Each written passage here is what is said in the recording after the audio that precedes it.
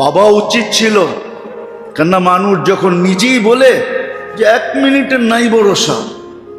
সত্য তো এটাই, যে লেখছে যে গাইছে সত্যাই তো তার উপরই হয়েছে প্রথম, ঠিক না? কি বলেন? ফিরোজ শাহী লেখছে, ফিরোজ শাহী গাইছে, সত্যাই তো কিন্তু তার উপরই হয়েছে। আবার ওই গানেই হয়েছে, এই গানই তার উপরে সত্যায়িত হয়েছে। সে কোনোদিন জানতো না যে স্টেজে আজরাইল অপেক্ষা করতেছে। সে যদি জানতো তাহলে কোনোদিন সে গাজীপুরের স্টেজে যেত নাকি? সে জানে ওইখানে আজরাইল নাই, আজকে গাজীপুরে কিছু একটা ঘটবে, কিন্তু সে টান দিতে দেরি, পড়তে দেরি হয় না। আল্লাহ বলে শেষ পর্যন্ত তোকে পৌঁছতে দিব না, মালাকুল মউত অপেক্ষা করতেছিল। সত্য তো এইটাই, সত্য তো এইটাই। নিজের হাতেই সংসার গড়ল, আবার সংসারের বিরুদ্ধে লাইফে আইসা বইলা আবার নিজের পিস্তলেই নিজের মাথায় লাগাইল। সত্য তো এটাই। কি বলেন? রাগ হয়ে গেলেন? সত্য না? সংসার কে গড়ল? নিজেই তো গড়ল, ঠিক না? আবার সংসারের বিরুদ্ধে অভিযোগ নিয়ে সে নিজেই নিজের মাথায় পিস্তল রাখলো। সত্য তো এটাই। কিন্তু আমরা কয়জন ভাবি? ইসলাহি প্রোগ্রাম এই জন্যই, মানুষের ভিতরে ভাবনা ঢুকানোর জন্য, যে কালকের জন্য আমি কতটুকু প্রস্তুত। কোরআন এটাই ইঙ্গিত করে। লম্বা করলে অনেক লম্বা হয়ে যাবে, এত লম্বা করতে চাইতেছি না, আস্তে আস্তে হইলেই ভালো হবে মনে করি। এই জন্য আমাদের প্রত্যেকের ভাবা উচিত। যদিও ছোট জীবনটার উদ্দেশ্যটা বোঝা এই দুনিয়াবি স্রোতের ভিতরে বড় দুষ্কর, কেননা চতুর্দিকে দুনিয়ার জোয়ারই চলতেছে। দুনিয়াটা চোখে দেখতেছি, কানে শুনতেছি, বিবেক বুদ্ধিও সারাদিন এটাকেই ভাবতে থাকে। শিক্ষা দীক্ষার বিশাল একটা পরিধি এটার উপরে, বিদায় দুনিয়াটাই বুঝে আসতেছে, অতি সহজে বুঝে আসে। আর এটাও সত্য, মানুষ যেই পরিবেশের ভিতরে থাকে ওই পরিবেশটা বোঝা সহজ হয়।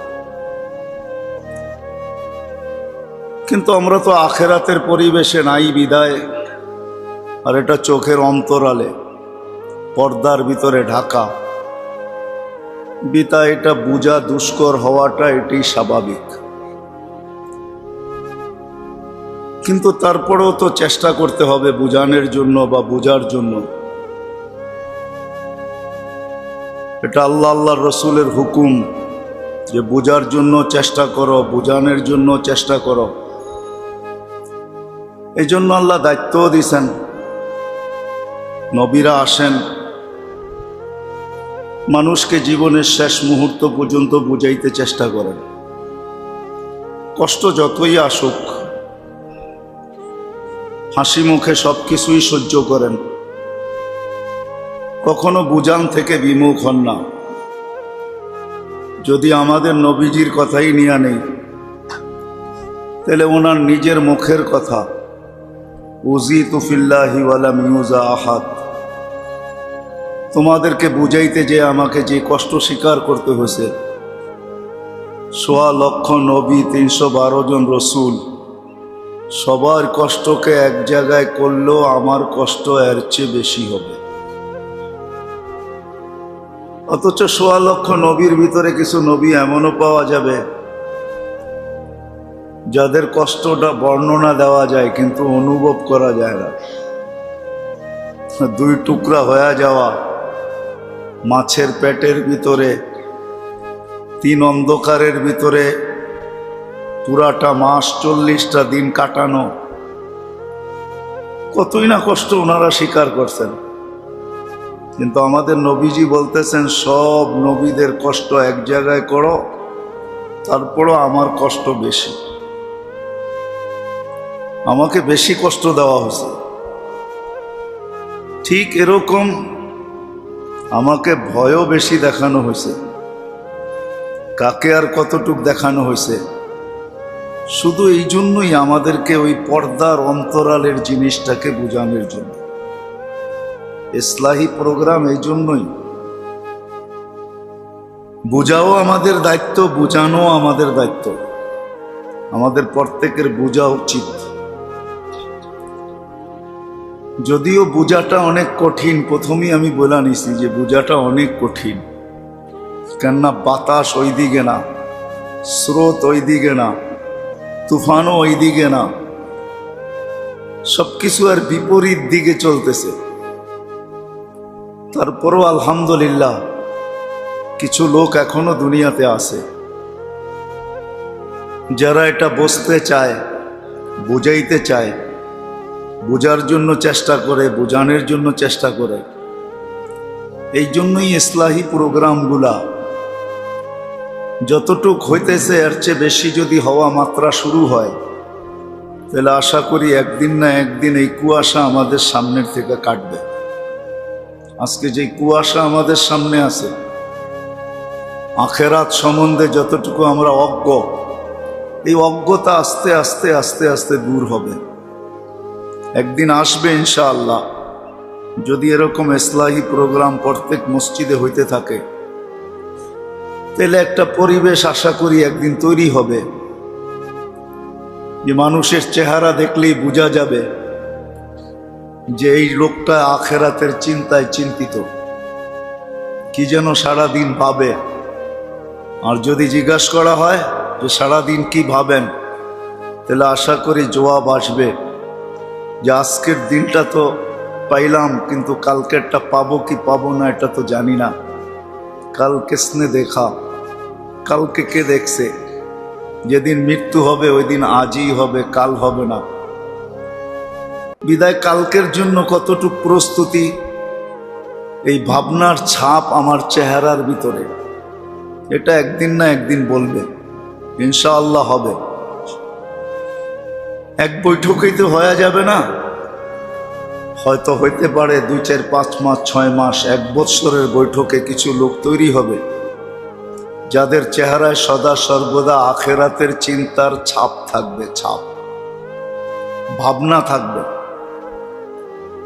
আর যেই ভাবনা প্রতি মুহূর্তে থাকে আখেরাতের ভিতরে, যেটা ইবাদত বন্দেগী দ্বারা 100 বৎসরেও অতিক্রম করা যাইত না, ওটা দেখা যাবে কয়েক মিনিটের ভাবনায় অতিক্রম করা যাবে। এই জন্যই ভাবনার বড় সওয়াব।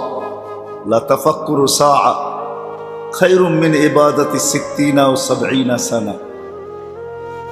সামান্য সময়ের ভাবনা চিন্তা, এটা যদি আখিরাতমুখী হয়, দিনমুখী হয়, আল্লাহকে পাওয়ার জন্য হয়, আল্লাহ রসুলের নৈকট্যের জন্য হয়, আখেরাতকে সুগম করার জন্য হয়, তাহলে সামান্য সময়ের ভাবনা 60-70 বৎসরের ইবাদতের সওয়াব হাতে উঠায় দেয়, যেটা 60-70 বছর দৌড়ায় পারবে না। বিদায় যেটা বুঝাইতেছিলাম, আমাদের এই মজলিস,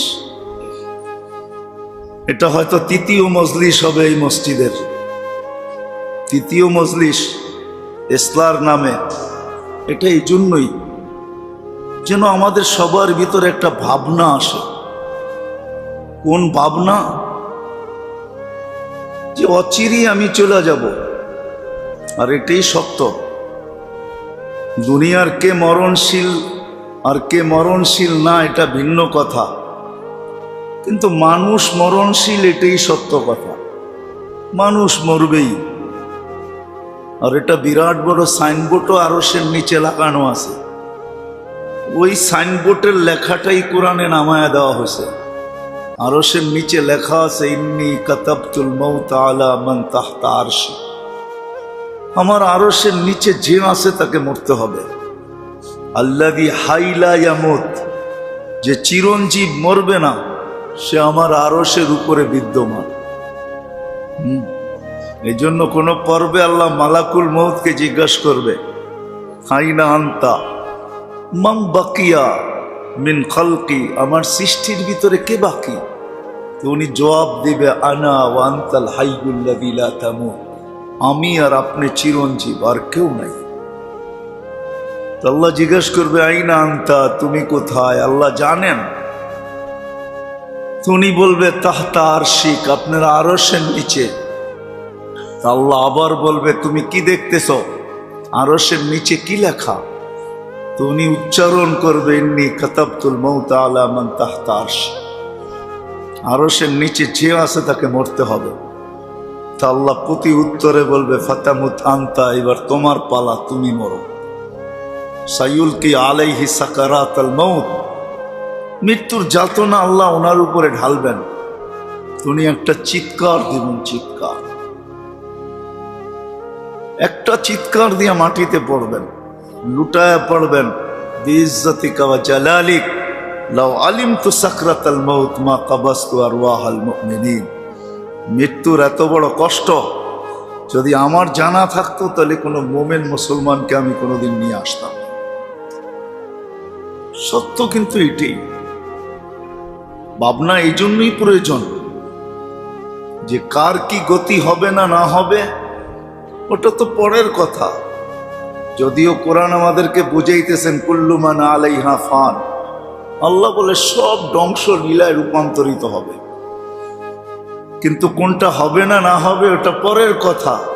কিন্তু এটা তো চিরসত্য যে আমরা যেই কোনো মুহূর্তে মৃত্যুর কোলে ঢোলা পড়তে পারি, যেই কোনো মুহূর্তে আমার সিরিয়াল আসতে পারে। নাইলে মালাকুল মউত ডেলি আমার নাম দেখতেন না। হাদিসে আছে প্রতিদিন প্রত্যেকের নাম দেখেন মালাকুল মউত, যে কাকে কত তারিখে উঠাইতে হবে, কোন মুহূর্তে উঠাইতে হবে, কোন জায়গার থেকে উঠাইতে হবে, সব কিছু লিপিবদ্ধ প্রতিদিন সে দেখে। প্রতিদিন জমিনও আমাদেরকে সতর্ক করে, মাটিটা চিৎকার দেয়, যদিও তার চিৎকার আমাদের কানে আসে না। সত্য, আল্লাহ আমাদেরকে শুনতে দেন না। যদি শুনতে দিতেন তাহলে আমরা পাগল হয়ে যেতাম। এটার জন্যই আল্লাহ আমাদেরকে শুনতে দেন নাই। শোনার কোনো স্কোপ নাই, কিন্তু বলতেছে এটা সত্য। তামশি আলা যাহরি মাসিরুকা ফি বাতনি, তুমি চলমান আমার পিঠে, অচিরেই তুমি আসবে আমার পেটে। তাযহাকু আলা যাহরি, তুমি হাসো আমার পিঠে। সাতাবকি ফি বাতনি, অতি সত্বর তুমি আমার পেটে কাঁদবে। আতাসুররু আলা যাহরি, তুমি ফুর্তি করো আমার পিঠে। সাতাহজানু ফি বাতনি, হতে পারে তুমি আমার পেটে দুঃখের সমুদ্রে ডুববে। তাকুলুকাল আলওয়ানু আলা যাহরি, রং তামাশা তোমাকে খায়া ফেলতেছে আমার পিঠে। সাতাকুলুকা দুধু ফি বাতনি, আমার পেটে তোমাকে কিরা মাকড় খাবে। আনা বাইতুল ওয়াহদা, চেনা নাও আমি একা একই ঘর। আনা বাইতুল ওয়াহশা, আমি ভয়ঙ্কর ঘর। আনা বাইতুল যুলমা, আমি অন্ধকার ঘর। আনা বাইতুল দুধ ওয়াল আকারিব, আমি কিরা মাকড়ের ঘর। জমিন প্রতিদিন কিন্তু ধ্বনি দেয়, যেমন সূর্য দেয়। যখন সে যেই দেশেই উকি মারে, উঠতে শুরু করে, ওই দেশের ভিতরে সে আওয়াজ দিতে দিতে আগে বাড়তে থাকে। আনা ইয়াউমুন জাদীদ, আমি নতুন দিন। আলা আমালিকা শাহিদ, তোমার কর্মের সাক্ষী আমি বহন করব। ফাক্তানিম, সুবর্ণ সুযোগ মনে করো। লান আউদ ফি হায়াতিকা আবাদা, আমি কোনোদিন তোমার জীবনে নাও উঠতে পারি। সূর্যও কিন্তু বলে, প্রত্যেকটা বস্তুই কিন্তু আমাদেরকে সতর্ক করে। হয় সত্য এটাই। অনেক সময় দেখা যায় আমার মনটাও কিন্তু আমাকে সতর্ক করে। দেখেন আপনি ভাইবা, দেখেন মানুষের মনও কিন্তু মাঝে মাঝে মানুষকে সতর্ক করে, যার কত নাফরমানি, কত বেশি আল্লাহর থেকে দূরে, তুমি এরকম কতদিন চলবে। মনও কিন্তু মাঝে মাঝে মানুষকে সতর্ক করে। তো প্রত্যেকটা বস্তুই আমাদেরকে সতর্ক করে। এই জন্য ভাবনা প্রয়োজন, চিন্তা প্রয়োজন। চিন্তায় মানুষের সামনে রাস্তা খোলে, মানুষের ভিতরে অনেক কিছুর বিকাশ ঘটে। মানুষ যদি পাখিকে উড়তে দেখা না ভাবতো, তাহলে আজকে প্লেনের অস্তিত্ব হইতো না, ঠিক না? মানুষকে প্লেনকে উঠতে দেখে মানুষ ভাবতে শুরু করছে যে পাখি এত সুন্দর ওড়ে, আমি কবে উড়ব। আজকে প্লেন দিয়া মানুষ উঠতেছে। মানুষ কোনো জিনিসকে দেখেই ভাবতে শুরু করছে যে কাঠের নৌকা যদি চালানো যায় তো লোহারটা চালানো যায় কিভাবে। আজকে বিশাল বিশাল শিপ লোহার, একটাও কাঠের নৌকা। মানুষের ভাবনার বিকাশই কিন্তু একটা সময় ছিল মানুষ ভাবতো কথাগুলাকে অতি তাড়াতাড়ি দূরে পৌঁছানো যায় কি করে। তো মানুষ টেলেক্স আবিষ্কার করছে। ওই সময় টেলেক্স ছিল শুধু পোস্ট অফিসে থাকতো, সরকারি কিছু অফিসে থাকতো, খটখট খটখট আওয়াজ হইতো, সবাই বসতো না। কিছু শিক্ষিত লোক ছিলেন যারা এই আওয়াজগুলাকে বসতো। একদিক দিয়ে খটখট আওয়াজ হইতে থাকতো, আরেক দিক দিয়ে সে দ্রুত গতিতে লিখতে থাকতো, আর যার বাড়িতে পৌঁছানো তার বাড়িতে পৌঁছায় দিত। মানুষের ভাবনার বিকাশ কিন্তু যে এই খটখট শব্দ থেকে বাহির হওয়া যায় কি করে। তো আসছে টেলিফোন, আবার ভাবছে এই তার টানাটানির থেকে বাহির হওয়া যায় কি করে, তার টানতে হবে, এটার থেকে বাহির হওয়া যায় কি করে। এখন আসছে মুঠোফোন। আরো মানুষ ভাবতেছে যে এটার থেকেও বাহির হওয়া যায় কি করে, ঠিক না? মানুষের ভাবনার বিকাশ কিন্তু সত্য তদ্রূপ যখন মানুষ আখিরাত নিয়ে ভাবে,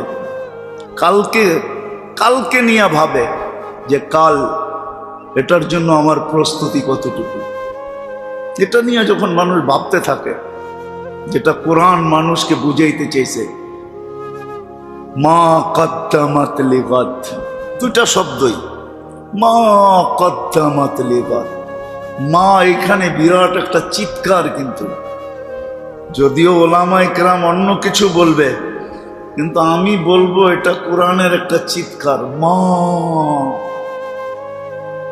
আমরা অনেক সময় আশ্চর্য হয়ে বলি না মাগো, কোরআনও একটা চিৎকার দিতেছে, মা কদ্দামাত লিগাদ। ও মানুষ, কালকের জন্য তোমার প্রস্তুতি কতটুকু একটু ভাবো না। ওই কালের জন্য যেই প্রস্তুতি তোমার কতটুকু কালকের জন্য, যেই কালকে তুমি একা থাকবে। আলী রাদিয়াল্লাহু তাআলা আনহু যেটা আমাদেরকে বুঝাইতে চেষ্টা করছেন, এই জন্য উনি বলছেন সিরু ফি দিয়ারিহিম, পুরান ঐতিহ্যগুলা যে একটু খুঁটা খুঁটা দেখো। এই জন্য টিকিট লাগলো আহসান মঞ্জিলে যাওয়া উচিত, টিকিট লাগলো লালবাগ কিলায় যাওয়া উচিত, টিকিট লাগলো সোনারগাঁয়ে যাওয়া উচিত। বিশ্বাস হয় না? হ্যাঁ, যা দেখা উচিত, খুঁটা দেখা উচিত। বলছে সিরু ফি দিয়ারিহিম, পুরান ঐতিহ্যগুলো একটু একটু মাঝে মাঝে দেখো। অনজুর ফি আসারিহিম, সিরু ফি দিয়ারিহিম, অনজুর ফি আসারিহিম, আসআলুহুম আইনা হাল্লু, জিজ্ঞাসা করো তোমরা কোথায়। আহসান মঞ্জিলে যান, একটা চিৎকার দিয়ে জিজ্ঞাসা করেন নওয়াব আহসানুল্লাহ তুমি কোথায়। লালবাগ কিলার মাঠে দাঁড়ায় চিৎকার দেন যে তুমি যারা বানাইছিলে তারা কোথায়, ইশাখা তুমি কোথায়। বিক্রমপুরে যে চিৎকার দেন রাজা বিক্রম তুমি কোথায়। পুরান ঐতিহ্যগুলোতে যে চিৎকার দেন। আলী রাদিয়াল্লাহু তাআলা আনহু বলছে তুমি চিৎকার দিবে কিন্তু জবাব আসবে না। যদি আসতো জবাব, তাহলে এই জবাব আসতো ইন্তাকালনা মিন দারিল গুরুর। পুরাটাই একটা ধোঁকা ছিল, আমাদের জীবনটাই একটা ধোঁকা ছিল, আমাদের সম্পর্কগুলাই একটা ধোঁকা ছিল, ধোঁকা। ওই ধোঁকার ঘরের থেকে বাহির হয়ে চলে আসছে। জানতাম না যে এটা ধোঁকা ছিল, কিন্তু ছিল ধোঁকা। দারাল গুরুর, ইন্তাকালনা মিন দারিল গুরুর। কোরআনও বলতেছে দারাল গুরুর, ধোঁকার ঘর। সত্য এটাই। আমি এটা বলবো না যে মা বাবা সন্তান পালবে না, আমি এটা বলবো না যে স্বামী স্ত্রীকে দেখবে না বা স্ত্রী স্বামীর সেবা করবে না, আমি এটা বলবো না। কিন্তু আসলে যদি তাকাই, সম্পর্কগুলো যদি সঠিক ব্যবহার না হয়, তাহলে প্রত্যেকটা সম্পর্কই ধোঁকায় রূপান্তরিত হবে। আলী রাদিয়াল্লাহু তাআলা আনহু বলছেন, জবাব যদি দিতে পারতো তাহলে জবাব দিত দোকার ঘরের থেকে বাহির হয়ে গেছে, ইলা দারিল গোরাবা, অপরিচিত এক জগতে চলে আসছি। ডাইনে দেখি তো আমি, বামে দেখি আমি, সামনে দেখি তো আমি, পিছে দেখি তো আমি, উপরে দেখি তো আমি, নিচে দেখি তো আমি, আমি ছাড়া কাউকে দেখি না, কাউকে পাওয়া যায় না, কেউ আসে না। রাগ হয় না যদিও আমরা শবে বরাতের দিন কবরস্থানে যাই, ঠিক না? একটা প্রথা আছে আমাদের শবে বরাতে কবরস্থানে ভিড় করার। বৈধতার অবৈধতার আমি ফতুয়া দিতেছি না, কিন্তু একটা নিয়ম আছে আমাদের, ঠিক না? কিন্তু শবে বরাত তো প্রতি বৎসর 1 বৎসর পর পর আসে, ঠিক না? এই 1 বৎসরের ভিতরে আমি কয়দিন যাই বাপের কবরের কাছে, আপনজনের কবরের পাশে কয়দিন দাঁড়াই? দুনিয়া একটাই স্ত্রী পাওয়া যাবে, আর দ্বিতীয় কোনো স্ত্রী পাওয়া যাবে না। হ্যাঁ, নবাব সিরাজউদ্দৌলার বউই শুধু তার কবরের পাশে ঝুপড়ি বানায় জীবন কাটায় দিছে, একজন স্ত্রী সারা দুনিয়ায় পাওয়া যায়। নবাব সিরাজউদ্দৌলার স্ত্রী সিরাজউদ্দৌলার কবরের পাশে ঝুপড়ি বানায় জীবন কাটায় দিছে। আর কোনো স্ত্রী দুনিয়াতে পাওয়া যায় না যে স্বামীর কবরের পাশে ঝুপড়ি বানায় জীবন কাটায় দিবে। সে তো বলবে মৌত স্বাভাবিক, যার যাওয়ার সে চলে গেছে, আমার তো জীবন আছে, আমার জীবনটাকে আমার দেখে রাখতে হবে। থিওরি সবারই এটাই। আলী রাদিয়াল্লাহু তাআলা বুঝাইছেন, যাও মাঝে মাঝে তো চক্ষু খুলবে, পুরাণ ঐতিহ্য দেখো, হাদিস ও হুকুম আছে মাঝে মাঝে কবরস্থানে যাও, তাইলে চোখের পর্দা সরবে। এই নিয়তে যাও যে দেখো এরাও আমাদের মতো একদিন ছিল জমিনে, আজকে কেউ নাই, সব মাটির সাথে মিশা গেছে। কবি না হইলে কোনোদিন এই কথাও বলতেন না। আজ কবি কোনোদিন এই কথা বলতেন না, কিন্তু কবি বলতে বাধ্য হয়েছেন। মিলে খাক মে আহলে শাহ कैसे कैसे, जमी खा गई नौजवां कैसे कैसे, अजल ने न छोड़ा किसरा न दारा, उसी से सिकंदर सा फाते भी देहारा, हर एक लेके क्या किया हसरत सुधारा, बड़ा रह गया यही ठाट सारा। शुद्ध ঐতিহ্য রয়ে গেছে, আর কিচ্ছু নাই। बचपन ने बरसों खिलाया, जवानी ने मजनू बनाया, बूढ़ा पे आके फिर क्या क्या सताया, अजल तेरा कर देगी बिल्कुल सफाया, तुझे दुल्हन के रहूं सबसे आला, हो जीनत निराली हो फैशन निराला, यूं ही जिया करता है क्या मरने वाला, तुझे हुस्न जाहिर ने धोखे में ढाला, जगह जी लगाने का दुनिया नहीं है, ये इबरत की जा है तमाशा नहीं है। বাস্তবিক সত্য এটাই, এটা তামাশার জায়গা না, এটা তামাশা না, ভাবার বিষয় যে কালকের জন্য আমি কতটুকু প্রস্তুত, কালকের জন্য কতটুকু প্রস্তুত। কি জানা ছিল ওই ছেলেটার যে ভিডিও করতে করতে পদ্মা সেতু দিয়ে আসতেছিল? তার কি জানা ছিল যে একটু পরে সে পদ্মা সেতু কেন দুনিয়াকে ওভারটেক করবে আর আখেরাতে চলে যাবে? শুধু তার ভিডিওটা স্মৃতি হয়ে থেকে যাবে। তার কারণে একটা নতুন আইন আসবে, জানাই ছিল না, ঠিক না? সত্য তো এটাই। সে তো ভাবতে ছিল যে আমার এই ভিডিও যখন পদ্মা সেতু আমি পার হব, আর ভিডিও যখন মিডিয়া যাবে, হতে পারে একদিনে লক্ষ কেন কয়েক লক্ষ ভিউজ আসতে পারে। এটি তো ভাবতে ছিল, ঠিক না? সত্য তো এটি, ভাবার বিষয়, কিন্তু আমাদের ভাবা উচিত। এই জন্য ইসলাহী প্রোগ্রাম মানুষের বিবেকের পর্দাকে সরায়া ভাবনা ঢুকানো, এটাই উদ্দেশ্য হয়। ভাবনা ঢুকানো যে কালকের জন্য আমি কতটুকু প্রস্তুত। ওই কাল যেই দিন আমি দুনিয়ায় থাকবো না, আজ হবে আমার মৃত্যু, পরক্ষণটাই আমার জন্য কাল। হ্যাঁ, নাইলে ফেরেশতা কোনোদিন চিৎকার দিত না। ফেরেশতা চিৎকার দেয়, চিৎকার।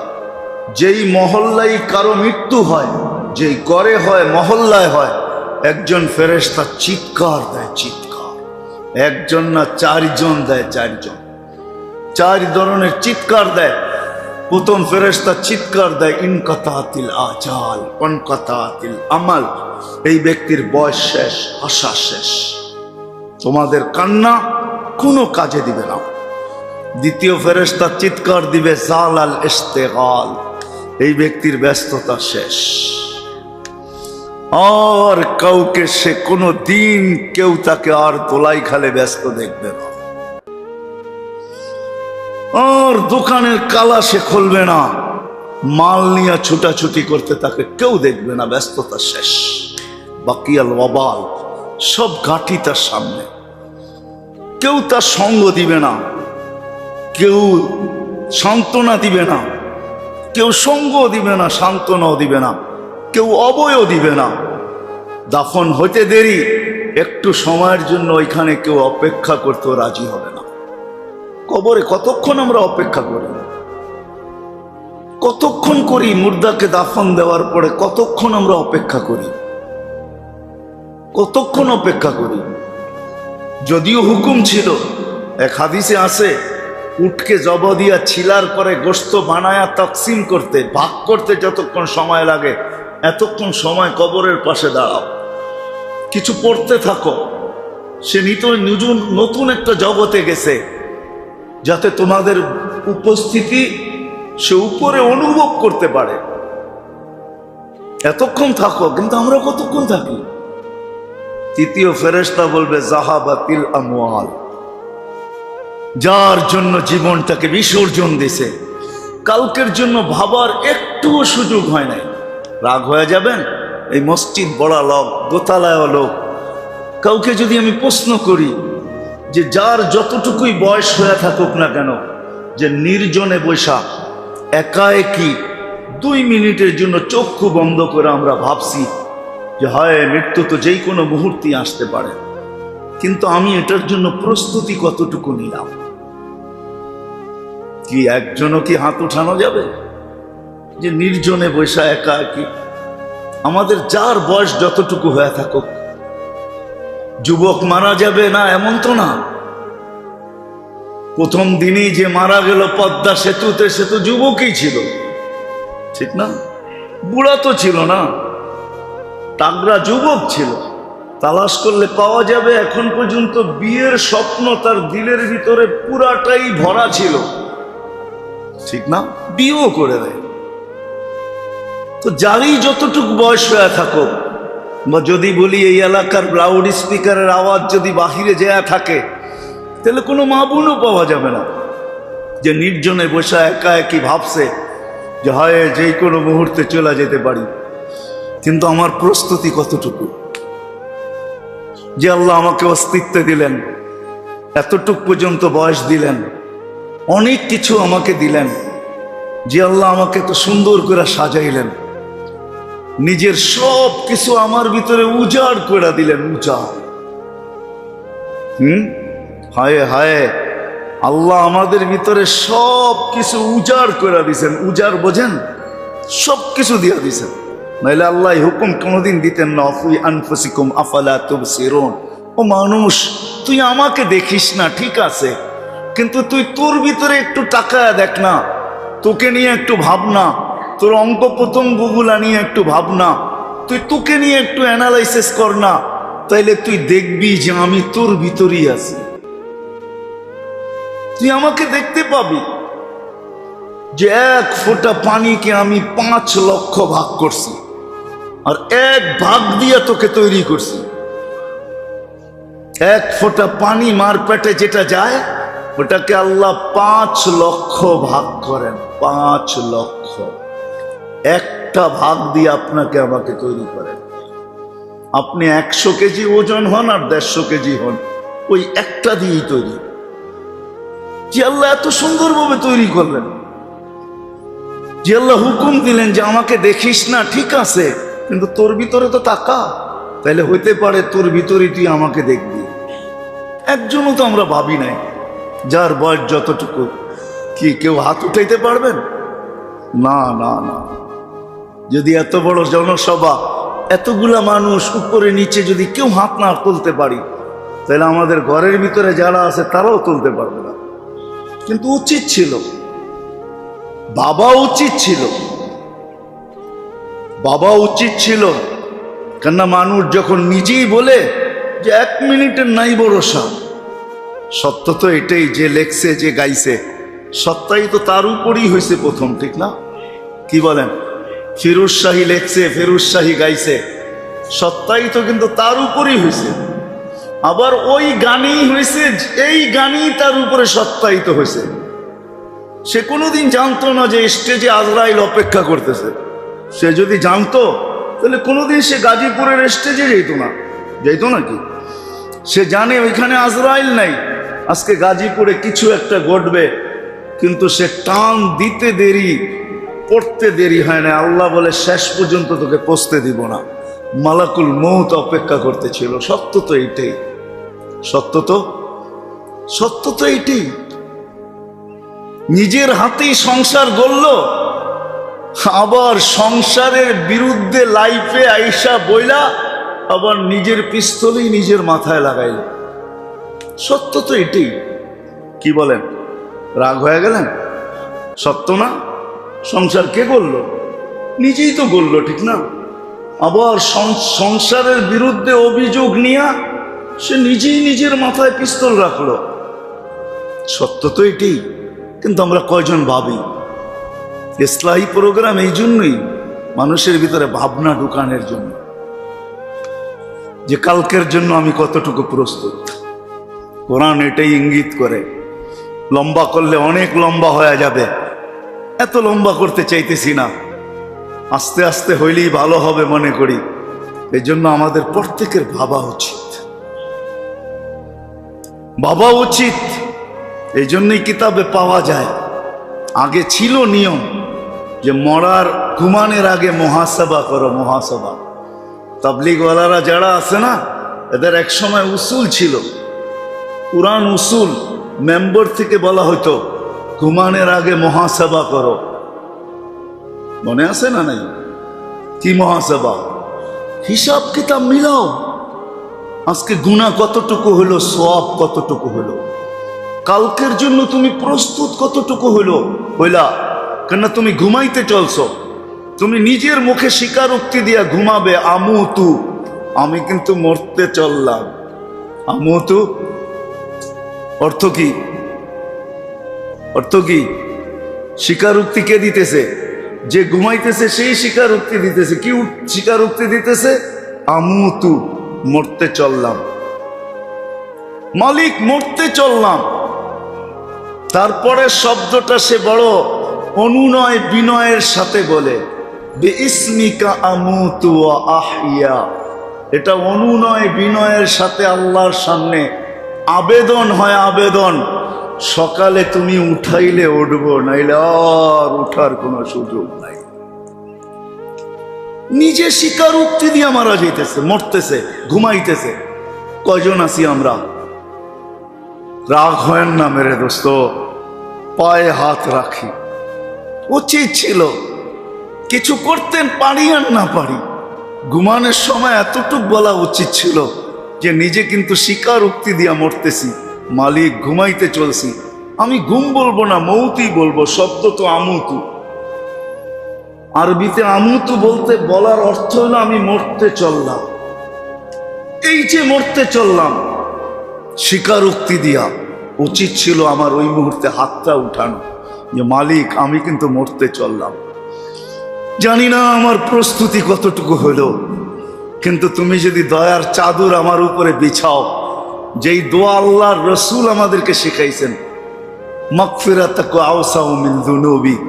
আল্লাহ, আমার গুনাহ হইতে পারে জমিনের পরিধি কেন, আকাশের পরিধিও ভরা দিছে, হইতে পারে, কিন্তু তোমার রহমত এর চেয়েও কোটি গুণ বড়। রহমতুকা আওসাউ মিন যুনুবি। আমার গুনার কতটুকু হইলো, জমিনের পরিধি ভরা গেল, হইলো আকাশের পরিধিও ভরা গেল, হইলো এর উপরেও উঠা গেল, কিন্তু তুমি তো বলতেছো মাগফিরাতুকা আওসাউ মিন যুনুবি। তোমার মাফ, তোমার মাগফিরাত আমার গুনার চেয়ে অনেক কঠিনা, হাজার হাজার না, লক্ষ লক্ষ না, কোটি কোটি গুণ বড়। রহমাতুকা আরজা ইনদি মিন আমালি, মালিক আমার কাছে এরকম কোনো আমল নাই যে আমি তোমার সামনে এটাকে উপস্থাপন করতে পারি, এমন কোনো আমল নাই। হ্যাঁ, একটা জিনিস আমার কাছে আছে যেটা তুমি আমাকে দিছ, সেটা হলো তোমার রহমত, এছাড়া আমার কাছে আর কিচ্ছু নাই। কয়জন আছি আমরা ঘুমানোর সময় এই কথাটা বলে ঘুমাই? রাগ হয়ে যায় না মেরে আজিজো, মেরে ভাইও, রাগ হয়ে যায় না। দুনিয়া তো আসল না, আসল তো এটাই যেটার কথা বলতেছি, আখেরাত। কাল এটাই আসল, আজ আসল না। দুনিয়াটা আসল না, আখেরাতটা আসল। দুনিয়া তো আখেরাতের প্রতিচ্ছবি, এছাড়া কিছু না। এটা তো একটা ধোঁকা, এটা ধোঁকা ছাড়া কিছু না। এই জন্য ভাবা উচিত ছিল। আমি মনে হয় গত এর আগের মজলিসও বলছিলাম যে হায়, সারা দিন আসতে পারে না, সারা দিন মসজিদে আসা হয় না, সারা দিন আল্লাহর কুদরতি পায়ে মাথা ঠেকানো হয় না। আল্লাহ কিন্তু কুদরতি পাও বিছায়া আমাদেরকে ডাকে। হায় হায় হায়। এই জন্য আজানে এমন একটা শব্দ ব্যবহার করছেন আল্লাহ, দুনিয়ার কোন মেহমানের জন্য দুনিয়ার কোন ভাষায় এরকম শব্দ নাই যে শব্দ আল্লাহ মেহমানের জন্য নিজের কুদরতি পায়ে আনার জন্য ব্যবহার করছেন। হাইয়া, হাইয়ার অর্থ আমরা বলি আসো, আসলে হাইয়া অর্থ আসো না। হাইয়া আরবিতে বলা হয়, হাইয়া আরবিতে বলা হয় ওই বিশেষ মেহমানকে যার জন্য পুরা অনুষ্ঠানটা রচিত, পুরা অনুষ্ঠানটা যার জন্য রচিত, তাকে যখন ডাকা হয় তখন আরবিতে বলা হয় হাইয়া, আসো, তোমার জন্যই অনুষ্ঠান। আল্লাহ এরকম শব্দ দিয়ে ডাকছেন, কিন্তু জায়নামাজে আসার সুযোগ হয় না, মুসল্লায় দাঁড়ানোর সুযোগ হয় নাই, মসজিদে আসার সুযোগ হয় নাই, কুদরতি পায়ে মাথা রাখার সুযোগ হয় নাই, সারা দিন আসে নাই। আরেকটা কথা না বললেই নয়, কোন উম্মতকে কিন্তু আল্লাহ ডাকতেন না। ১.৫ লক্ষ নবী, ৩১২ জন রসুল, কারো উম্মতের ডাকার দায়িত্ব আল্লাহ নিজে নেন নাই। শুধু আমাদের নবীজির দিকে তাকায়া আমাদেরকে ডাকার দায়িত্ব আল্লাহ নিজে নিছে। আল্লাহ বলছে, বন্ধু আমি ডাইকা নিব, আপনি চিন্তা করেন না, আমি ডাইকা নিব। অনেক সময় আমরা বলি না, তুমি যাও আমি নিয়ে আসবো। আল্লাহ বলে আমি ডাইকা নিব, আমি আজান আল্লাহর আহ্বান। সারাদিন আসতে পারে নাই, কিন্তু ঘুমানোর সময় যদি এতটুকু বলতো নিজেকে ছোট কইরা যে মালিক সারাদিন আসতে পারি নাই, যাই ঝামেলার কারণে এখন মরতে চললাম, মাপ না চায়া যাই তো যাই কোথায়, এই জন্য হাত উঠায়া দিলাম। মাপ চাইও যদি ঘুমাইতো, কয়জন আমরা মাপ চায় ঘুমাই? কয়জন পাওয়া যাবে এই এলাকায় বা দোলাইখালে, বা কয়জন পাওয়া যাবে এই মসন্দিতে, বা কয়জন পাওয়া যাবে উয়ারিতে, কয়জন পাওয়া যাবে বাংলাদেশে যে ঘুমের সময় তওবা করে ঘুমায়, মালিক তওবা করতেছে, কালকে আর হবে না এরকম। কিন্তু তারপরও যদি হয়ে গেল, কিন্তু এই উম্মতের জন্য আল্লাহ পাকের সুযোগ দেখেন, স্যাক্রিফাইস দেখেন, সুযোগ দেখেন। তারপরের দিনও যদি হয়ে গেল, তারপরে মাপ চাইলো, তাহলে আল্লাহ বলে মাপ চাইতে দেরি, আমি মাপ করতে দেরি করি না। হ্যাঁ, এই জন্য এক হাদিসের ভিতরে আছে, আদম আলাইহিস সালামও বলছিলেন ওনার ছেলে শীশ আলাইহিস সালামকে, যে শোনো, ফুজদিলা উম্মতা মুহাম্মদ আলাইয়া বি আরবাইন, 4 জিনিস দ্বারা উম্মতে মুহাম্মদীকে আমার উপরে ফজিলত দেওয়া হয়েছে। আমি 4টা বলবো না, একটাই বলবো, যে আমি একটা গুনাহ করছি, কিয়ামতের সকাল পর্যন্ত মানুষ জানবে। আমরা জানি না, জানি না ওনার ভুলটা কি হয়েছে, আমরা জানি তো না, জানি না, ঠিক আছে না? ভুল হয়েছে কোথায়, মাফ হয়েছে কোথায়, ভুল হয়েছে কবে, মাফ হয়েছে কতদিন পরে, উম্মতে মুহাম্মাদি যেইখানে দাঁড়ায় যেটার উপরে গুনাহ করবে, যেইখানে বসে গুনাহ করবে, ওইখানে বসেই শুধু মাপও চাবে না, আল্লাহ বইলা চিৎকার দিবে আল্লাহ। গুনাহ করার পরে বলবে রব্বানা বা আল্লাহ কি করলাম। এতটুকু চিৎকার দিতে দেরি, আল্লাহ জবাব দিতে দেরি করেন না। আলিমা আবদি আন্না লাহু রাব্বা, আলিমা আবদি আন্না লাহু ইলাহা, আলিমা আবদি আন্না লাহু আল্লাহ। আমার বান্দা জানলো যে তার একজন আল্লাহ আছে, তার একজন রব আছে, তার একজন ইলাহ আছে। মাপ না চাক তাতে কি আসে যায়, আমার নামটা তো উচ্চারণ করছে, আমার নামের একটা বেনিফিট তো তার পাওয়া উচিত। তো আল্লাহ চিৎকার দিয়া বলে গাফারতু লাক, যা তোকে মাফ করে দিলাম। এটা আমার নামের উচ্চারণের বেনিফিট। তো সাহাবায়ে কেরাম জিজ্ঞাসা করছে, ইয়া রাসূলুল্লাহ, ডেলি কতবার এরকম করা যাবে? তা আল্লাহর রাসূল বলছে, ওয়ালাউ ফিল ইয়াউমি ৭০ মাররা, যদিও তুমি ৭০-এর অধিক করো তারপরও আল্লাহ মাফ করবে। আর কারণও আছে, কারণও আছে, কারণও আছে। আমরা সন্তানকে, আপনজনকে কতটুকু ভালোবাসি, এর চেয়ে লক্ষ কোটি গুণ বেশি আল্লাহ মানুষকে ভালোবাসে। সারা দুনিয়ার মাদের মমতা যদি এক জায়গায় করা হয়, তো আল্লাহ প্রত্যেক বান্দাকে এর চেয়েও ৭০ গুণ বেশি ভালোবাসেন। আরেকটা উদাহরণ দিলে আরো সুস্পষ্ট হবে যে আল্লাহ বান্দাকে কতটুকু ভালোবাসে। বান্দা যদি ভুল বোঝে আর আল্লাহর দিকে ফিরে আসে, তো আল্লাহ উদাহরণ দিয়ে বান্দাকে বুঝাইতে চাইতেছেন। ওই মরুভূমির আরোহীর উদাহরণ দিয়া, যে মরুভূমিতে চলতে চলতে উটকে হারায় গেছে, উট হারায় গেছে, নিজে নৈরাশ হয়া টোকাইতে যায় আবার জানটা দিবে, এই জন্য এক জায়গায় বসা গেছে যে পাইলে পাইলাম, না হয় জান এখানেই দিয়া দিব। খামাখা তালাশ করে ক্লান্ত হওয়ার কোনো প্রয়োজন নাই। আর এই অবস্থায় ঘুমায়া গেছে। ঘুমের থেকে যখন উঠছে তো দেখে উট মাথার কাছে দাঁড়ানো আছে। উট পাইতে দেরি, তার উপরের সিস্টেম, দেমাগের সিস্টেম উল্টাইতে দেরি হয় নাই, খুশির ঠেলায় পুরাটাই উল্টায় গেছে। কেমন উল্টানো, হাদিসের শব্দ দেখেন, এমন উল্টাইছে যে সে আল্লাহকে বলতেছে, আনতা আবদি, আপনি আমার বান্দা, আমি আপনার রব, আমি আপনার, আপনি আমার কি বান্দা, আমি আপনার রব। উল্টায় গেছে। যদিও আমরা দূষণীয় বলবো, আল্লাহ বলে না না না, সিস্টেম উল্টায় গেছে। সে খুশির ঠেলায় সব হারায় গেছে, সিস্টেমই হারায় ফেলছে। ও মানুষ, এই ব্যক্তি যতটুকু খুশি না হয়েছে, ও বান্দা তুই যখন ফিরে আসিস তো আমি এর চেয়েও বেশি খুশি। আর কিভাবে বুঝাবে আমাদেরকে বলেন? সাধারণ একটা বিবেকওয়ালা মানুষ ভাবুক না, আর আল্লাহ কিভাবে বুঝাবে আমাদেরকে? বিদা আমাদের ইসলাহি প্রোগ্রামের উদ্দেশ্যই এটা, যে সবার ভিতরে একটা ভাবনা ঢুকানো, যে কালকের জন্য আমি কতটুকু প্রস্তুত।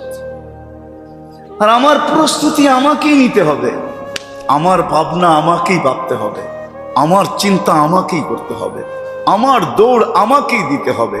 নাইলে কোরআন কোনোদিন বলতো না ফাফিরু ইলাল্লাহ, তোমার দৌড় তুমিই দাও, আমার দৌড় আমাকেই দিতে হবে। আমার দৌড় কেউ দিতে পারবে না, আমাকেই দিতে হবে, আমার চেষ্টা আমাকেই করতে হবে। এই জন্য আসেন, শেষ দিকে চলে আসছি, আমরা একটু ভাবি। আর ভাবে যখন মানুষ, একটু আগেই আমি দেখাইলাম যে ভাবনা মানুষের সামনে রাস্তা উন্মোচিত হয়, রাস্তা খুলে আসে। যখন ভাবতে থাকে একদিন, 2 দিন, 3 দিন, এই ভাবনা তার মাথা পর্যন্ত সীমাবদ্ধ থাকে না। যদি সীমাবদ্ধ থাকতো তাহলে 60-70 বছরের ইবাদতের সওয়াব তার মিলতো না। এই ভাবনা এখানে সীমাবদ্ধ থাকে না, ভাবনা উপর পর্যন্ত চড়তে থাকে। এমনও হয় যে ভাবনা আরশে পর্যন্ত ধাক্কা দিতে থাকে। কি করতে থাকে? আরশে পর্যন্ত ধাক্কা দেয়, ধাক্কা। আরশে ধাক্কা দেয়। নাহলে কেন এই হাদিস আসবে? অনেক জায়গায় আছে ভাবনা ধাক্কা দিতে থাকে। তো আরো আল্লাহ জিজ্ঞাসা করে, কেন তোমার ভিতরে ধাক্কা লাগে কিসের, আর লাগেই বা কেন? তো বলছে, তোমার অমুক বন্দা ভাবতেছে, কাল নিয়া ভাবতেছে। এই জন্য হাদিসে আছে, আল্লাহ দুই ভাবনা কোনো মুসলমানের উপরে একত্রিত করেন না। কয় ভাবনা? কয় ভাবনা? দুই ভাবনা একত্রিত করেন না। দুনিয়াতে যে ভাবছে, আখেরাতে তাকে ভাবনা যুক্ত আল্লাহ করবেন না। আখেরাতে তো ভাবনার থেকে মুক্ত হবে। দুনিয়াতে যে বৈশা ভাবছে, তাকে আখেরাতের ভাবনা যুক্ত আল্লাহ করবেন না। আখেরাতে তার কোনো ভাবনা নাই, কোনো চিন্তা নাই, কোনো মাথা ব্যথা নাই। আজকে যে না ভাবলো, কালকে তাকে ভাবতে হবে। ভাবনার মাত্রাটা কতটুকু হবে এটাও হাদিসে আছে। এতটুকু হবে যে নিজের হাত নিজে চাবাইতে চাবাইতে এই পর্যন্ত চলে আসবে, তারপরেও খবর হবে না যে এতটুকু খেয়া পেয়েছে। এতটুকু ভাবাবে, এতটুকু ভাবতে হবে। দুই ভয় আল্লাহ একসাথে করেন না, দুই ভাবনাও একের সাথে করেন না। এই জন্যই বলছে, মান জাআলা হুমুমা, মান জাআলাল হুমুমা হাম্মান ওয়াহিদা। যার ভাবনা একটা হলো, একটাই ভাবনা, কালকের জন্য প্রস্তুত কতটুকু, কতটুকু আমি কালকের জন্য প্রস্তুত। কেন আমাকে একা একই এখানে যেতে হবে, একা একই থাকতে হবে। আগেই বলছি, কেউ সঙ্গও দিবে না, কেউ সাথেও যাবে না, কেউ অবয়ও দিবে না। যে কালকের ভাবনা ভাবলো, আল্লাহ বলে কাফাহুল্লাহু, আল্লাহর রাসূল বলেন কাফাহুল্লাহু মিন হুমুমিদ দুনিয়া ওয়াল আখিরাহ। তোমাকে দুনিয়া আখিরাতের ভাবনা থেকে আমরা নিষ্কৃতি দিয়া দিই। আমার কোনো ভাবনা তোমার উপরে থাকবে না, কোনো ভাবনা থাকবে না। এই জন্য তো ফেরেশতারা এসে ধ্বনি দিবে। আমি শুনতেছিলাম, ইমাম সাহেব পড়তেছিল, মনে হয় প্রথম রাকাতেই পড়তেছিল, ইন্নাল্লাযীনা ক্বালু রাব্বুনাল্লাহ। দ্বিতীয় রাকাতে সুম্মাস্তাকামু। ফেরেশতা এসে অভয় দিবে, লা তাখাফ ওয়ালা তাহসান। তোমার জন্য কোনো ভাবনা নাই, তোমার জন্য ভয় নাই, ভীতি নাই, কিচ্ছু নাই। যদি হইতো তাহলে আমরা কেন আসতাম? তাতানাজ্জালু আলাইহিমুল মালায়েকা, আমরা কেন আসতাম? এই জন্য আসেন। ইসলাহি প্রোগ্রামের উদ্দেশ্য এটা, আমি কালকের জন্য কতটুকু ভাবনা, সাথে সাথে আরেকটা কালকের জন্য কতটুকু প্রস্তুতি। এই প্রস্তুতি স্বরূপই আল্লাহ আমাদেরকে বেশি খাটাইতে চান না। হ্যাঁ, মা বাপ কিন্তু সন্তানকে খাটা পছন্দ করে, কিন্তু বন্দা খাটুক এটা আল্লাহ পছন্দ করে। বন্দাকে বেশি খাটাইতে চান না আল্লাহ, আল্লাহ বেশি খাটাইতে চান না। কেননা মাদের চেয়েও যদি 70 গুণ মমতা বেশি হয় আল্লাহর, 70-এর উপর মমতা যদি আল্লাহর বেশি হয়, তো আল্লাহ বন্দাকে খাটাইতে চান না, আল্লাহকে ক্লান্ত করতে চান না। এই জন্যই তো আল্লাহ এক জায়গায় বলছেন, আমরা যদিও রিজিকের জন্য ক্লান্ত হই, কিন্তু আল্লাহর কিন্তু নিষেধ, কসমতু লাকা রিজকাকা ফালা তাতা। তোমার রিজিক বন্টিত, তুমি খামাখা ক্লান্ত হও না, অনর্থক ক্লান্ত হও না। আল্লাহ কিন্তু ক্লান্ত হওয়া চান না। তোমার রিজিক বন্টিত, যতটুকু অতটুকু তোমার কাছে আসবেই। যেই সময় আসার ওই সময়ই আসবে। হয়তো দেখা যাবে সারাদিন আসে নাই, মাত্র 7-8টায় হাত দিছে বন্ধ করবে, একজন আইসা বলছে শুনছি মালটা মনে হয় আপনার কাছে আছে। তো কয় 7-8টা তো বন্ধ করে দিব, কয় একটু দেন না, 2 মিনিটে দিয়া দেন। তো দেখা গেল সারাদিনের অপেক্ষার ক্লান্তি 2 মিনিটে দূর হইয়া আরো 1 সপ্তাহটা বেশি হয়ে গেছে। হয় না? হয় না? হ্যাঁ, কি কয় দোলাই খালালারা, হয় না? হয় না? মাঝে মাঝে হয়, ঠিক না? হ্যাঁ, যখন কারো কাছে পাওয়া যায় না আর আমার কাছে আছে, তাহলে তো পোয়া 12, ঠিক না? কি বলেন? কি বলেন? নাইলে তো গাড়ি ঘুরবে না, ঠিক না? চলবে না, ঠিক না? হয়। আল্লাহ বান্দার ক্লান্তি চান না, আল্লাহ আমাদেরকে বেশি খাটাইতে চান না। ভাবনা যদিও, আর প্রস্তুতি বেশি ক্লান্ত করতে চান না। যদি ক্লান্ত করতে চাইতেন তাহলে আপনাকে 2-4টা জিনিস দেখাইতেছি। ক্লান্ত যদি আল্লাহ করতে আমাদেরকে চাইতেন, তাহলে বলতেন 83 বছর খাটলেই 83 বছর মিলবে, এটাই যুক্তিসঙ্গত, ঠিক না? তাহলে কেন বললেন যে এক রাত্র দৌড়াবে 83 বছর মিলবে? লাইলাতুল কদর কয় রাত্র? হ্যাঁ, এক রাত্র দৌড়ায় কয় রাত্র মিলতেছে? কত বছর? 83 বছর 4 মাস। 1000 মাসে 83 বছর 4 মাস হয়। হ্যাঁ, কি দৌড়াইলেন কত রাত্র? কত? হ্যাঁ, হায় হায়, যদি প্রত্যেক বৎসরের বদলা এক রাত্র হইতো, তাইলেও বুঝাইতাম যে 83 রাত্র দৌড়ানোর পরে 83 বছর মিলল, তাইলেও মনে হয় মিলাটা অনেক বড় হইতো, ঠিক না? কি বলেন? এখানে এক রাত দৌড়াইতে বলতেছে, এক রাত দৌড়াও 83 বছর, ঠিক না? আবার দেখেন কাল পরশুই আসতেছে। হ্যাঁ, আল্লাহ কসম খাইতেছেন, আল্লাহ কসম খাইতেছেন, আল্লাহ কসম খাইতেছেন, আল্লাহ 10 রাত্রের কসম খাইতেছেন। ওয়ালায়ালিন আশ, ওয়ালায়ালিন আশ, 10 রাত্রের কসম আল্লাহ কসম খাইতেছেন। 10 রাত্র, জিলহজের 10 রাত্র। 10 রাত্র কতদিন হবে? আল্লাহ বলে কতদিন? প্রত্যেক রাত্র এক এক লাইলাতুল কদরের সমান। তাইলে আল্লাহ প্রস্তুতির জন্য আমাদেরকে বেশি দৌড়াইতে চান না, বেশি দৌড় দেওয়া পছন্দ করতেছেন না, যে আমার বন্দা এত দৌড়াবে কেন? আল্লাহ বলতেছেন, হ্যাঁ, ওয়ালায়ালিন, ওয়ালায়ালিন আশ, ওয়ালায়ালিন আশ, 10 রাত্র দৌড়াও। প্রত্যেক রাত্র কতটুকু? তো রসুলের মাধ্যমে জানাইতেছেন প্রত্যেক রাত্র এক লাইলাতুল কদর, এক লাইলাতুল কদর সমপরিমাণ। 10 রাত্র দৌড়াবে তুমি, তো 10 লাইলাতুল কদর। 10 লাইলাতুল কদরে কত? 830 বৎসর। কত? আবার যদি 4 মাস যোগ করেন, তাহলে ওইখানে আছে 40, 3 বার 36, ওইখানে আরো 3 বৎসর, তাহলে 86 বৎসর 4 মাস। 10 রাত্র কত?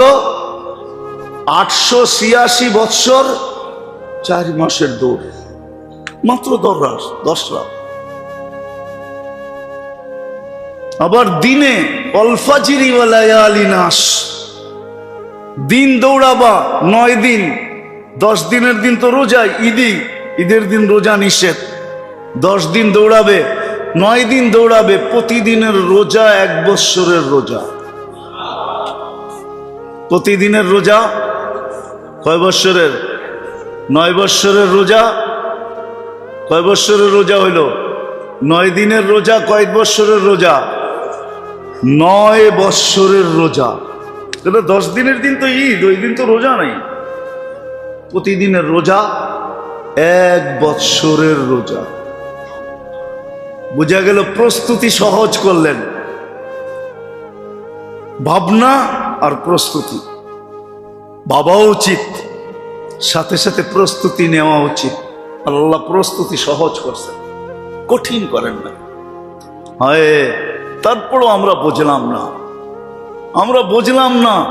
বুঝলাম তো দুনিয়াই বুঝলাম, ঠিক না? হ্যাঁ, কি বলেন? হ্যাঁ, তাহলে কবির কথাই সত্য, দর্দে দিল কিসসে কাহো, কুই তো গমো খার নেহি, আয় খোদা তেরে সেবা কুই তো মদদগার নেহি। সত্য এটাই। এই ব্যথা আপনি বুঝাবেন তো বুঝাবেন কাকে? ভাবনার ভিতরে এত কিছু, আর প্রস্তুতি সহজ করলেন আল্লাহ। রমজান চলে গেছে, আসলো ঈদ, আসলো কুরবানি, আসলো হজ, সহজ করলেন। ওই জিলহজ রেখা দিলেন আল্লাহ এরকম। এই জন্য আসেন, প্রস্তুতি কোনো কঠিন না। ভাবনাও বড় কিছু আমাদেরকে দিবে, প্রস্তুতি সহজ। আর যদি পাও বাড়াইতে পারি তো কসম খোদার আরো বড় পাও। এই জন্য সবার কাছে দরখাস্ত, 2 দিন পরেই শুরু হবে। আজকে 26 হয়ে 27 চলে আসছে, জিলকাদা 27 শুরু হয়ে গেছে। হয়তো আর 2 দিন বাকি, না হয় 3 দিন বাকি। 28 29 হবে অথবা 30। গত 2 মাস 30 গেছে, এটা 29 হওয়াই স্বাভাবিক। হতে পারে 30 হইলেও করার কিছু নাই। 30 যদি হয় তাহলে আসতেছে 3 দিন পরে। এক একটা রাত্র লাইলাতুল কদরের সমান। আমাদের পরিবেশগুলা সমাজের ভিতরে, মসজিদের ভিতরে, ঘরের ভিতরে একটা পরিবেশ বানানো উচিত, যে এই 10টা রাত্র আমরা বন্দেগীতে কাটাবো, দোয়ার ভিতরে কাটাবো, ইস্তেগফারের ভিতরে কাটাবো, তওবার ভিতরে কাটাবো, দুরুদের ভিতরে কাটাবো, তাসবিহ তাহলিলের ভিতরে কাটাবো, কোরআন তেলাওয়াতের ভিতরে কাটাবো। বড়রা যদি করতে শুরু করে তাহলে ঘরের ছোটরাও করবে। আর যদি কিছু নাই পারি, কিছু যদি নাই পারলাম, তাহলে কমসে কম ঘুমানোর আগে 2-4 রাকাত পড়া ঘুমানো উচিত। 2-4 রাকাত পড়া ঘুমানো উচিত। সাথে সাথে এশার ফজর বাজমাত পড়া উচিত। এশার ফজর বাজমাত পড়া উচিত। যদি বলবেন ঈদের বাজার, সামনে ঈদ, ক্লান্তি, কাজও আছে, সারাদিন রাত্র যদি না ঘুমাই, দিনের বেলা পরিশ্রম করব কি করে? সব তো আর মালিক না, শ্রমিক পক্ষ আছে। তাহলে কমসে কম তো এতটুকু করতে পারি যে এশারের নামাজ বাজমাত, ফজরের নামাজ বাজমাত, ঘুমানোর আগে 2-4 রাকাত পড়া তো ঘুমাইতে পারি, আল্লাহর কাছে চায়া তো ঘুমাইতে পারি, আল্লাহর কাছে নিজের দুর্বলতা তো প্রকাশ করতে পারি যে আল্লাহ তুমি জানো কালকে কাজ আছে। ইচ্ছা তো ছিল সারাটা রাত্রই জাগবো, সারাটা রাত্রই তোমার পাশে থাকবো, কদমে মাথা রাখবো, কিন্তু কালকে কাজের কারণে পারতেছি না মালিক, 4 রাকাত পড়া ঘুমাইতেছি। আয় আল্লাহ তুমি পুরাটাই ভাগ্যে জোটায়া দিও। এতটুক বলে তো ঘুমাইতে পারি, কি বলেন? করবো তো? হ্যাঁ, কি বলেন? রোজা রাখা যায়? পরিবেশ বানা। শুধু রোজা যে রোজা হবে এমন না, সওয়াব মিলবে এমন না। রোজার ভিতরে শারীরিক ভাবেও সুস্থতা রাখা আছে। হাদিসে আছে রোজা সেহাতের জন্য, সুস্থতার জন্য। এই জন্য তো আপনাদের বিজ্ঞান খুঁজা বাহির করছেন যে যত বেশি রোজা থাকবে তার অটোফেজি তত বেশি হবে। অটোফেজি বোঝেন? এটা বিজ্ঞানের শব্দ হইল অটোফেজি। তালাশ করে নিয়েন অটোফেজি কাকে বলে, নইলে কলেজের ছেলেদেরকে জিজ্ঞাসা করেন, যারা এখন নতুন টেকনোলজি নিয়ে ঘাটাঘাটি করে, ওদেরকে জিজ্ঞাসা করেন অটোফেজি কাকে বলে। বিজ্ঞান বলে যত বেশি রোজা থাকবে তত বেশি অটোফেজি হবে, অটোমেটিক ভিতর থেকে সুস্থতা লাভ করবে। রোজা এই জন্যই উম্মতকে দিছিলেন প্রতি মাসে 3টা, প্রতি সপ্তাহে 2টা। প্রতি সপ্তাহে 2টা, যদি না পারো তো প্রতি মাসে 3টা। যদি তাও না পারো তাহলে রমজান আর 6 রোজা, আর সাথে এই 9 রোজা, এতটুকু হলেও করো, তাহলে অটোফেজি হয়ে যাবে, সুস্থতা হবে। সুস্থতা, এই উম্মতকে সুস্থতার জন্য রোজা দিছিলেন, এই উম্মতকে সুস্থতার জন্য নামাজ দিছিলেন। আবু হুরায়রা রাদিয়াল্লাহু তাআলা আনহু পেটের ব্যথায় ফুটবলের মতো গড়াগড়ি করতেছিলেন। আল্লাহ রাসূল জিজ্ঞাসা করছে, কি করতেছ এরকম কেন? বলছে, ইয়া রাসূলুল্লাহ পেটে ব্যথা। কয় কুম ফাসাল্লি, ওঠ নামাজ পড়। উনি 2 রাকাত নামাজ পড়ছেন। জিজ্ঞাসা করছে, কেমন, কি অবস্থা তোমার এখন? কয় ইয়া রাসূলুল্লাহ পেটে যে ব্যথা ছিল একটু ভুলে গেছি।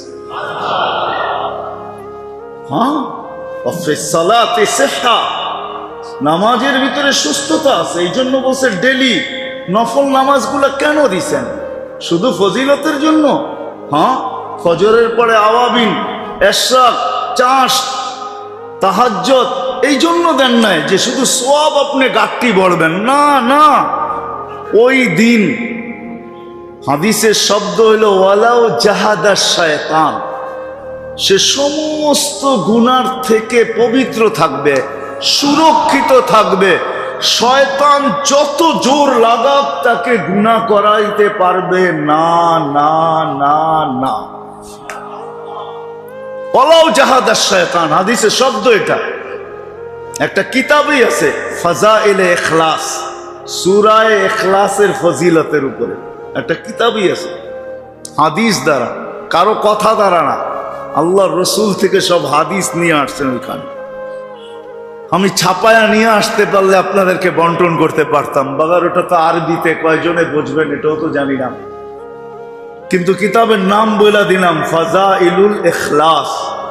সূরা ইখলাসের ফজিলতে লেখা আছে। সাহাবী রসুল বলছেন, আল্লাহর রসুল আমাদেরকে শিক্ষা দিয়েছেন যে গুনার থেকে পবিত্র থাকার জন্য ফজরের নামাজের পরে 11 বার সূরা ইখলাস কি বিসমিল্লাহ সহকারে।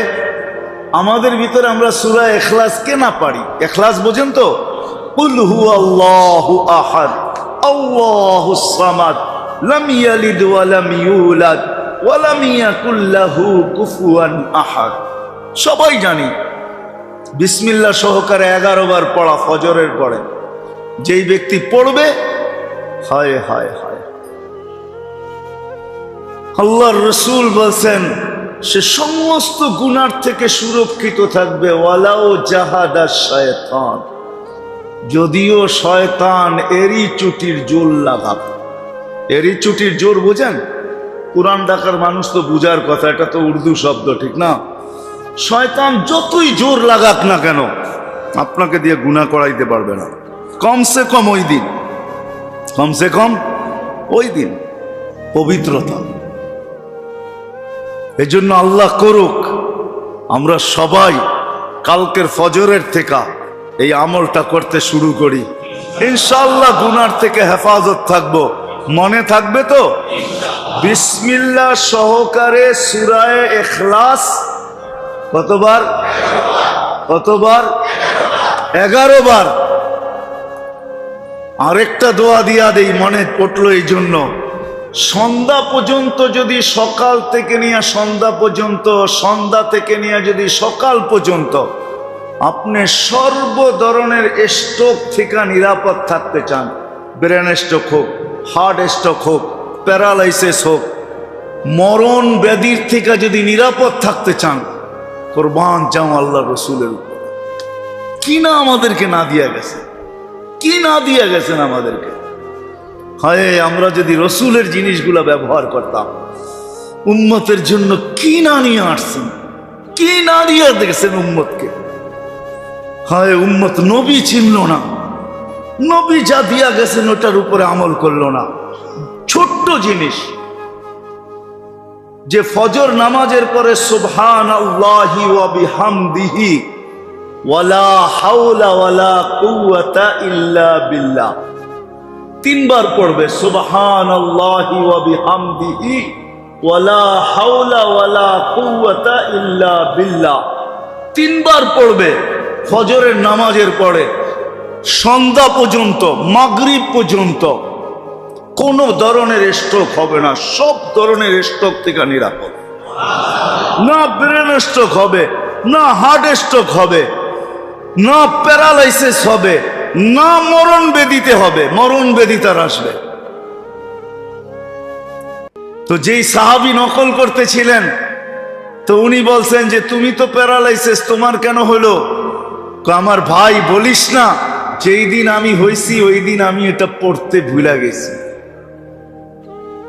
কিন্তু আমাকে দেখা আল্লাহর রসুলের কথাকে তুই মিথ্যা ভাবিস না, আল্লাহর রসুলের কথা সত্য, আমি পড়ি নাই ওই দিন ভুলে গেছি, যার কারণে আমি এই বিপদে পড়ছি। আল্লাহর রসুলের কথা সত্য।